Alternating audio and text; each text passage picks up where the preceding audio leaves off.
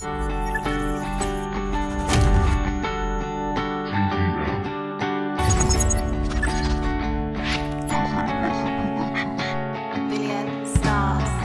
esta angustia que me come el alma, en mi rinconcito encuentro calma.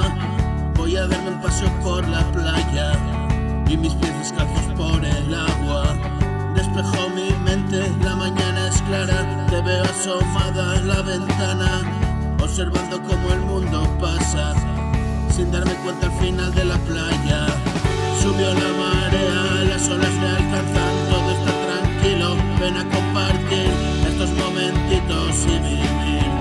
Si nos cansamos de sufrir, hoy he podido advertir, vamos a pasarlo bien, subidos al último tren, última oportunidad ven.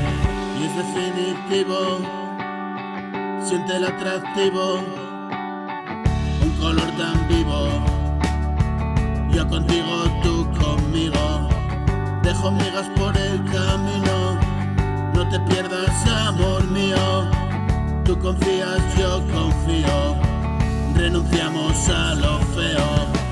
Qué bonito es bonito, ya te advierto, estoy despierto, es nuestro lugar de recreo, y ahora sí que creo, ya nunca más niego, para no verlo hay que estar ciego, disolviendo mi ego, lo que soy te lo cedo, dame una caricia más, qué mágico este lugar, nuestra zona de juego, si lo ves yo lo veo, renunciar a lo malo, la vida nos dio palos y no fuimos tan malos, qué lástima me lastimé y contigo he sido cruel, no te vayas ahora, quédate, el destino nos une otra vez.